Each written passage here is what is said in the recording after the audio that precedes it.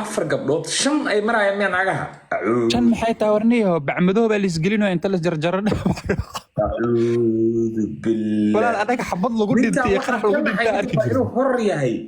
kaamirada markii la wada keenay nin madoobay asaga la keenay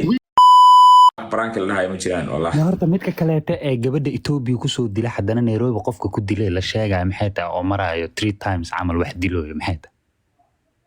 ninkaasu waxa la ii sheegay inuu nin ogaadeen yahay gabdhaha qaarkood xitaa la qalay qaar baa ogaadeen hal gabar mooyaane labada gabdhood saddexda gabdhood laba kamid ah waa ogaadeen ninkuna waa ogaadeen sida la sheegay ninkani Ethiopia weliba af Ingiriis ee lagu sheegayaan arkay oo xaaskiisa hore soo dilayaa baa soo dilayay laakiin waxay yiraahdeen micnaha ma ahan xaqiiq cadayn rasmi ah ma hayno laakiin sida naloo sheegay saas uu yiri laakiin ma yara ka cadeynayaa arkayaba oo Ethiopia isla ahaayeen oo jijiga isla ahaayeen in hebel la dhaadhaa marka oo in hebel la dhaadhaa gabdhaha ninkan marka nin oo caadaysto ahaaba mid wax ku dilowga ma horta ma ogtaa garyaqaan oo laba shay ah jirto dadka waxay soo ogeeyaan jirto ma ogtaa xanuunadan dilista dadka iyo kufsiga dadka cudurro caadi oo dadka ku dhacayna yihiin ma ogtaa oo dad qaar bini aadan oo waxa jiro inay wax xasaas ku suubiyaan maana aan wanaag ku suubin karin qabiidey xanuun ahaan waa la qabsanaa addicted wixii qof ma aragtay qofka balwada ku dhaw la qabsada ma maqli jirtay qof waxa arkay waxa inuu ku sameeyo awood maahan aanan rabin inuu wanaag ku raadiyo maqoonin yani inuu ku raadiyo ahaan bisle oo ka tusinaysa caafimaad oo dawladahan wax la qaybsado muxuu naagaha masaakiinta iyo dadka inay santiga u goobaa walaalo waa dafiir wixii markuu qofka wixii caafimaadkiisa ma aragtay ay ku jirto ama oo addicted ku noqdo wuxuu raadinaa moogtaa wixii u dhow u fudud marka ani waxaan ma la dhihi kara yani wax oo yani ku talagal waa loo sameynaa lama dhihi kara laakiin wax xanuuno caadi oo jiro adduunka oo ka jira yani serial killerska dadka la dhahayo hadda filimaanta badanaa laga jiro 70% waxaa lagu leeyahay dad addicted ku ahaa oo 50,000 oo qofood cuneen dileen oo inuu qof dilo okay ninka lacag badan oo haysta brother gurigiisa la waxa gurigiisa ma aragto wax lacag laga soo bixinayo lacag laga soo bixiyo waxaan ama jirka ka ganacsanaya ninka kaliya iyo marka wallahi waxaan brother Nairobi wallahi ana qofka kula jooga waxaan kula talin karaa niyahow alista hadaa dhimanayso guriga hooyada ama dalkaaga ku dhima meel xataa qabrigaaga lagu aasaaso qurxan lagu duugaa ma fahan geerida meel jirta ilaaba ugu dhimano South Africa Soomaaliya jirta ayagu xoogaa macnaha dukaamada iyo ganacsiga iyo waxaas isku dhex dilaan dhulka madowga ah intaba sheekadiya bilaabatay dariiqa Nairobi naftirkeeda marka dadka wareysatid waxa lagu leeyahay ani hadda iga income badan tahay iga dhaqaale soo galis badan tahay targeeda ay tahay dhaqaaliya la isku dilooya oo qofkan uu iga shaqo badan yahay wax soo saarkiisa naga fiican businesskiisa si fiican oo uu kala socda waa inaan suuqa iska hor wareejinaa sheeko ah bilaabatay meesha bahasha ma fududo meel dhow ma joogto bahasha marka dadka weydiisid qaar waxay ku leeyihiin afgo qof walba gacanta saarana wuxuu ku leeyahay xaaladda Nairobi faree ka baxday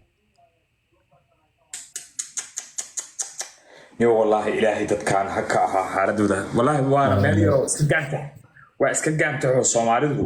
waa iskaga soo nafisaan noqti waa u dhowda markay soo wareeraan xogaay iska yimaadaan laakiin wixii dhibaato ka jirta meesha dadka la galeeyaa waa inay marka ay yaraan community-ga canshuur ay bixiyaan waa dhaqaale soo xareeyaal dawladda dhaqaale badan ay geliyaan ma jirto miya inta urur isku tagaan ee dhahan war anaga nafteena baa halis ku jirto because of dadkan qaarkood fiisayaal ay ku degan yihiin baasaboorada fiisa u saarayaan lacag u bixinooyaa canshuur u dhiibooyaa dawladdu dakhli soo gelinooyaa why not marka Soomaalida intay baxda ayada community ahaan dawladdu ugu tagtay tiraada anaga safety-geena u baqoonaa safaaradda Soomaaliya meesha dhex joogtana maxay ka qabanaysaa ayada niyahow aniga horta waxyaalo badan isdaba yaala waxa laga yaabaa horta arinta oo gabdhaha oo la qalqalay kuwaas Kenyaana isla haayeen ogow saan malaynaya hal qoysa waxa la boofs u socdina leeyahay qoyskii oo kow la dilay miya oo hal mar isla wada dilay oo gabdhaha afar gabdhood shan ay marayaan miyaan agaha shan maxay taa warniyo bacmadooba la isgelino inta la jarjaro walaal adaga xabad lagu dhintay qarax lagu dhintay arki inuu hor yahay kaamirada markii la wada keenay nin madoobay asaga la keenay wiil ma arkin miya xal gabartoole xataa gabartoore wiil ku dhafata xataa maalinta aad rag iyo dumar diloyaan xaqiiqan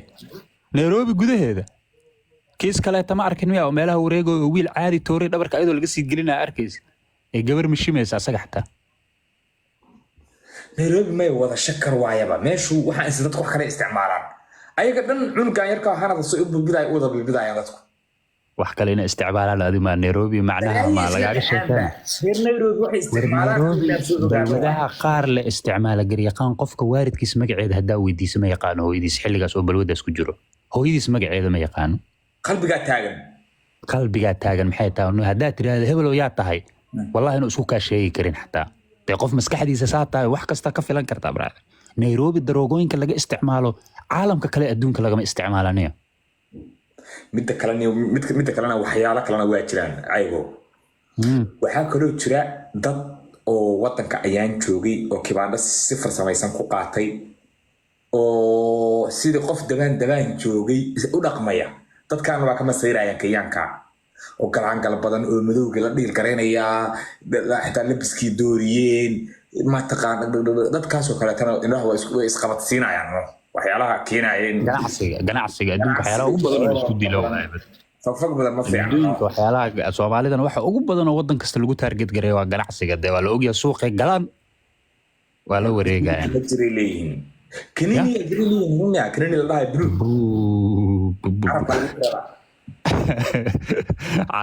عرب قالوا على العاد قريقان هذا أنا كسر بعد ولا كساية وقالوا سلامة لكن لكم هو قال له سلامة عليه الله لا ترمي يا صاحبي قال له سلامة ولا قريقان ولا سلامة لكن قفكو أي لبوا قالوا قفل سلامة للو قال فاتي سعرك lagu sheegayo dadka ma ogtahay markii bari sicir la dhaha ba jirto ma jiraan Nairobi sicir la dhaha ba jirto ayagu uga la siyaafiri kuwana ayagu ogeyn cabitaan lagu daray marka qofkii balwadiis ogeyn markii la siiyo inta u bareerta ka badan malayna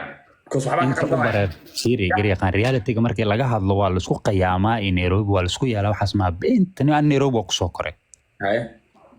inta u bareerta badan qofka u bareero wacniga qayaaliya dadkan waa la sixray ee waa la yeelay qof asna noloshiisa iska tuura waxa lagu leeyahay dhibaato haysato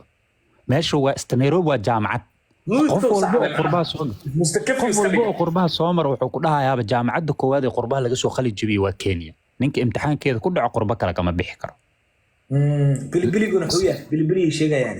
bilibiligana muxuu ah wax 100 kun oo naga dambeeysa meesha bilibili daawooyinka dhakhtarka qorey caafimaadka loogu talagalay balwad ahaan loo bedelayo meeshaas ma Nairobi meel rakaatay noqotay dad badan oo qurba jooga rakaata lagu haystaa waa arkay video laga duubtay Nairobi dhinaca waa xaalad kasta way ka jirtaa anigu gabar Nairobi bil laga qaado gabar Nairobi u socota waxa kula tanin lahaa hooyada askale joog gabar Nairobi maanta ku haminayso yaani quruxda iyo dabaqyada lagu soo sawiraay iyo baawurti waxaas lagu soo sawiraay wax easy ku imaada ma ahna walba xaalad nooc kale oo ku jira walaal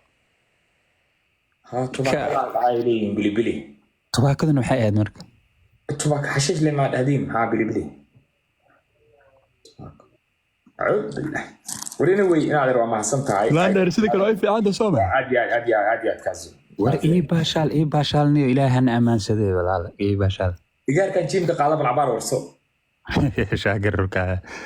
وريدي كان waa ragga Nairobi wax laga weydiiyay raggan oo kala waa meel ku soo baabay warshaakir soo doolan dheere shaakir ay soo doolan waa salaama garyaqaan noo ku salaamnaa warkiisii maxaysin wallahi kuma kartaan malayna kulli jirkaaga waa dhisan yahay warna si soo dhaw warniyo horta hal mid aan rabay in aan idin dhaho ana horta waxa idin ka soo salaamaa Pretoria idin ka soo salaamaa ani Nairobi waa ka tagay laakiin waxa idin sheegaa waxay tahay ninka aan ayga kaniini uu dhahayo blue dadka macnaha xabtooyaash isticmaala anigu wallahi been ku sheegay waxaan arkay